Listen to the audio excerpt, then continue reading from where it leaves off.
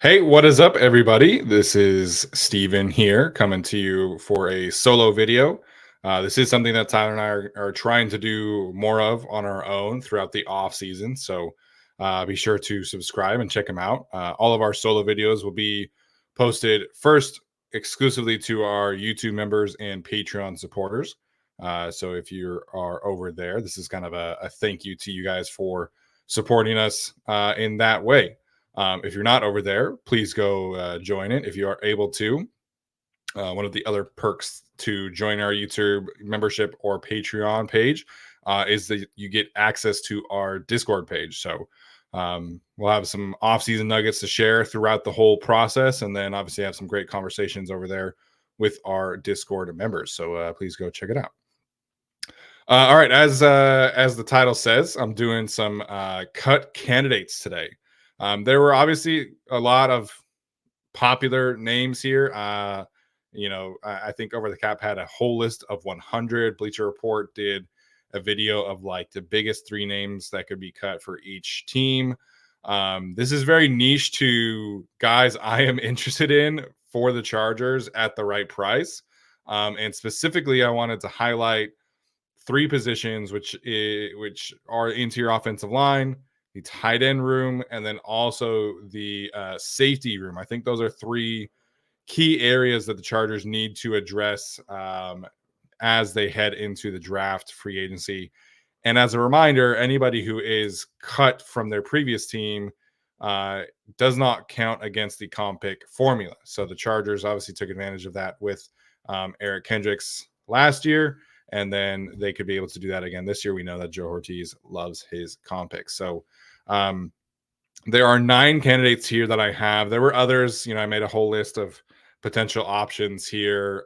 Like Mo Alley Cox made it, but we talked about him as a trade deadline guy last year. Didn't feel like bringing it up.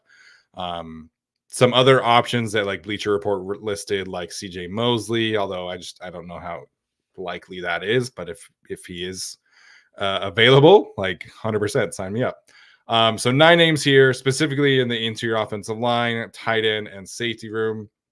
If there's anybody else that you guys feel like adding, we can definitely have that discussion. Tyler's going to have a separate video discussing his kind of moves, I think, as well. I don't want to put that out there for Tyler, but I think we talked about that. Anyways, let's dive in here. Again, so notable cut candidates around the league, Chargers targets specific. Into your offensive line, I think we mentioned Mason Cole on the free agency episode, but I wanted to bring him up here as well. These are all guys that are directly tied to Harbaugh and or Ortiz. That was not intentional, but it worked out. So Mason Cole, I think, is the most likely to be cut here. The Steelers are $13 million in the red, and Mason Cole was, at least by the numbers, was a below average starter for the Chargers. I think bringing him in would be more kind of a veteran presence deal. Maybe not necessarily the starter, but as probably a backup is where he's best suited to play at this point. In terms of pass blocking efficiency rating, he was 28th out of 33 qualified centers. Run blocking grade wise, he was definitely better. He was 21st in that regard. I've stated this before. I've had my issues with run blocking grades, but it is what it is.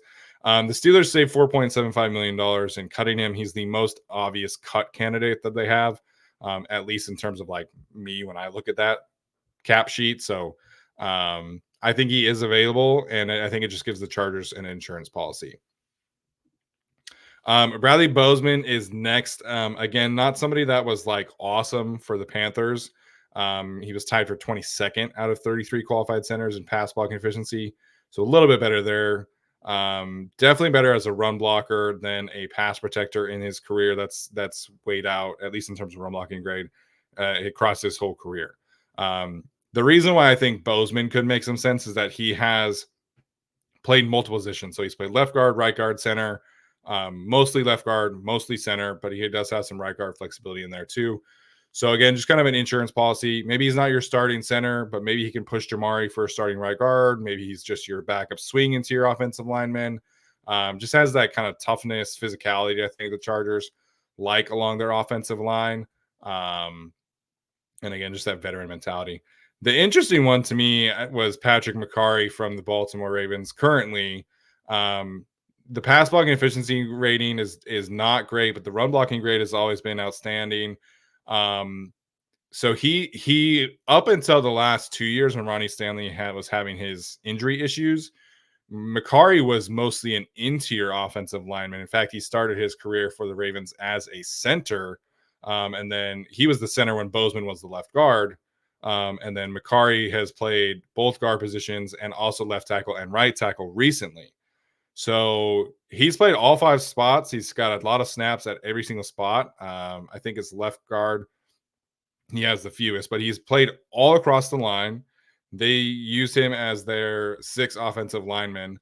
They don't clear a ton of cap space. I thought I typed this in there, but they don't clear a ton of cap space in cutting him. But they do have obviously important decisions on Justin Madubuike, Patrick Queen. Like the Ravens do have some significant cap decisions to make this year.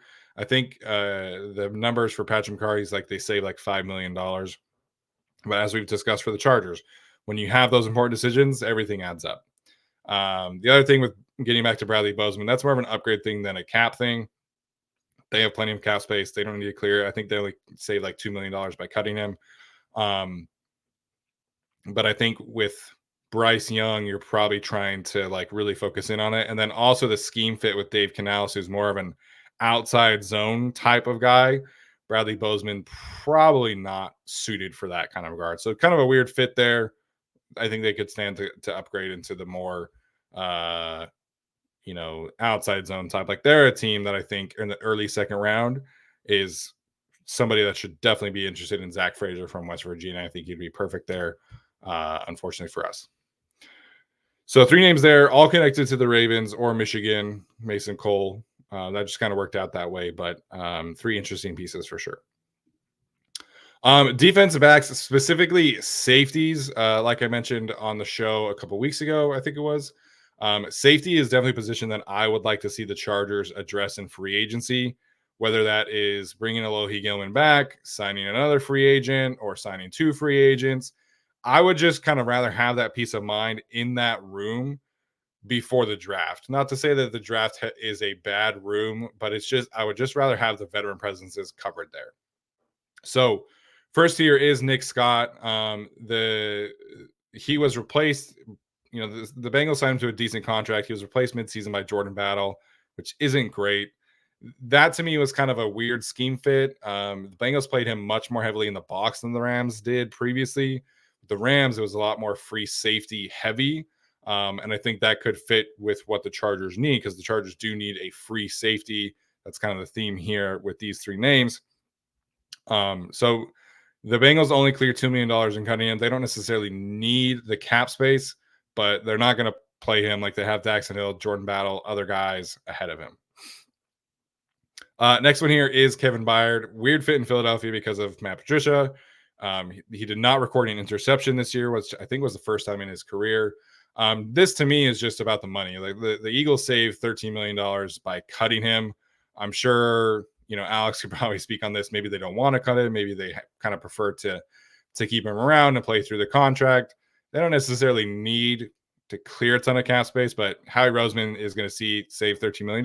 Like I'm probably going to open that door. So again, one of the best free safeties of the last few years. He's obviously been an all-pro, Pro Bowler, a lot of interceptions, ball production. That's something that somebody that I think would be perfect alongside Derwin James and Alohi Gilman potentially. Harrison Smith is an interesting one because he's definitely pivoted away from free safety, but he's played more in the box recently. He blitzed a ton this year with the Vikings and Brian Flores. I think he had like over 150 pass rush snaps. So it was kind of crazy. He had his most productive pass rushing year.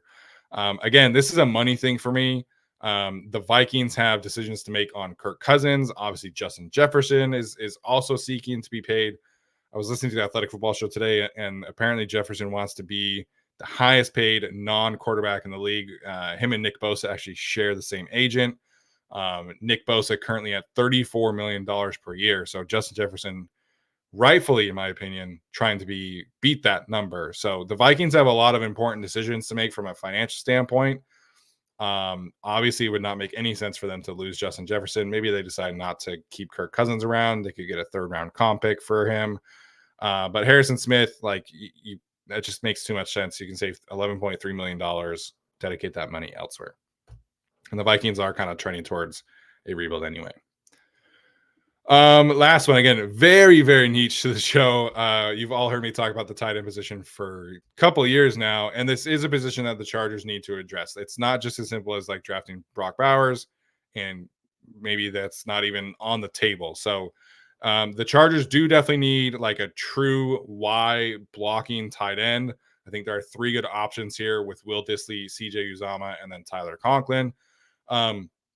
Will Dissly to me is he's been in Seattle for most of his career, but he's been one of the best run blocking tight ends in the league across the last 3 seasons, particularly in Seattle. This past season, he was 3rd in the league in highest run blocking grade. Last year, he was 5th. The year before that, he was 6th. So he's a productive inline blocking tight end. That's what he does. For the Seahawks, though, Noah Fant and Colby Parkinson are both free agents. They're dealing with a new regime, so maybe they let those guys walk, get some comp picks for them. Both of them could come to the Chargers for what it's worth, especially Colby Parkinson. Obviously, if you know, you know. But Will Dissly is currently paid as, I think, tight end 17 on the market. He's at $8 million per year, which he's a great blocker. That's all he is, though. So paying that guy $8 million a year just doesn't really make a ton of sense for where the Seahawks are at. So that could be a financial decision. You cut him, you bring back Noah Fant and or Colby Parkinson, excuse me. So Will Dissly, I think, is on the chopping block. He is older, obviously, but still a very, very productive blocker. The interesting group here for the Jets is obviously their tight end room. Jeremy Ruckert is up next. They really like him. He played a lot down the stretch, and I think he's a really great up and coming tight end prospect. So I think one of these tight ends will get cut from the Jets. Arjun obviously worked there the past summer. He could probably speak to that. But CJ Uzama to me is more of the type that I'm looking for. He's more the bigger body blocking tight end. He was right behind Will Dissly in run blocking grade. He is just kind of the stereotypical Y tight end. Tyler Conklin is a good blocker, but he's more of a receiving type. Actually kind of shocked me to see the numbers that Tyler Conklin put up last season with the quarterback situation. 622 yards in 2023, 0 touchdowns, but he was a productive tight end. I remember streaming him a couple of times in fantasy. So he's a good receiving option. He's kind of middle of the pack in run blocking grade. You see it there. He was 50th. I think there was 83 qualified tight ends. So certainly not a super productive blocker, but it's better than what the Chargers had the last 2 years. I can say that for sure. So both of these guys, I think, could make sense for the Chargers. More so Uzama, especially if they get Bowers, because Uzama could be that inline tight end type. So those are the 9 guys. Maybe I'll do a part 2 here down the road. But definitely wanted to highlight interior offensive line, safety specifically, and the tight end room. So let me know what you guys think. The Chargers obviously could be in a good position here with the cut candidates. We are under 1 month away from the start of the new league year, where every team is going to have to be cap compliant. Cap is potentially going up according to Mike Florio. So maybe some decisions are easier than others. But there's going to be a lot of intriguing names, I think, on the cut market. I wanted to highlight these 9 in particular. All right.